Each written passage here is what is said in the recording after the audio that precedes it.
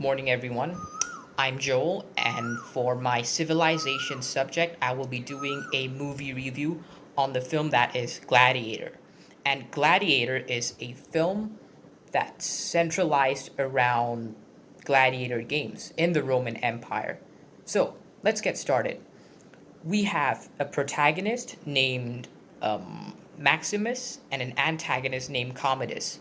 So the film starts with Maximus, who was a general, and Maximus was leading the Roman army against their fight against Germanic tribes, in which he propelled them to victory.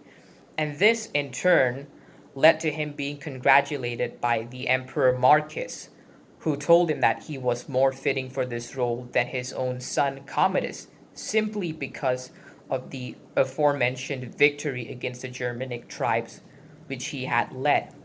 However, upon hearing this, Commodus, the son of Marcus, was envious.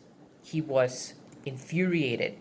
He did not like what he was hearing, and so he confronted his own father and asked him why he didn't appoint him as a new emperor when by right he should be, because they're related by blood. And so he tried guilt tripping his own father, but to no avail, and eventually strangling him to death, thus claiming himself as the new emperor. And because he was the new emperor this time around, and Maximus was confused, he insisted that Maximus worship him, follow him, look up to him. But Maximus begged to differ. What did he do? He disagreed and he walked off. And so Commodus commanded his troops to arrest Maximus for not complying. And so Maximus was arrested. So what happened after that?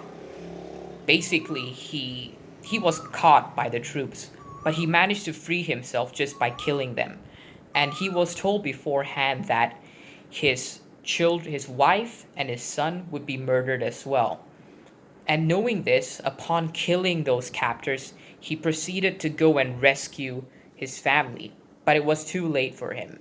So he mourned their deaths. He was grieving for them. And then he went to sleep. And during his sleep, he was captured by a few people, a few troops.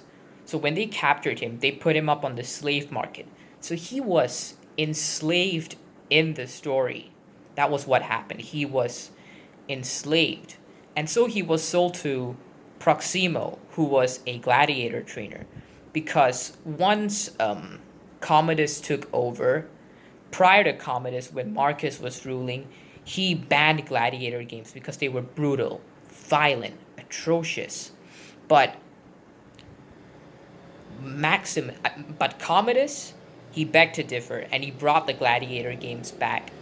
Now, Maximus was sold to Proximo.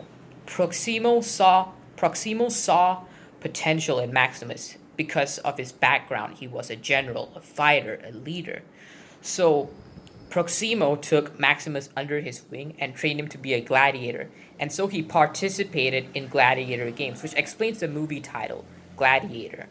So towards the end, he eventually defeats everyone with his experience, his skills, and he even proceeds to beat the unbeaten streak of Tigris.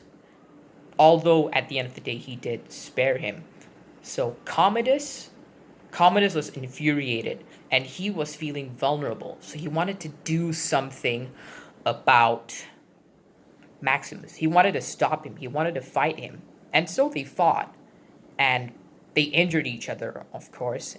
But Maximus remained the victor. Commodus died, but the injuries that Maximus had inflicted earlier really got to him, and that killed him in the process, ending the movie. So that's what Gladiator is about.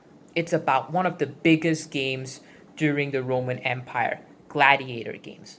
And there are quite a few themes and elements that are in that movie. So One of those themes is slavery, which is evident midway through the story when Maximus gets captured once more. So, slavery in the Roman Empire was considered an essential. It wasn't a crime. It helped with the economy back then.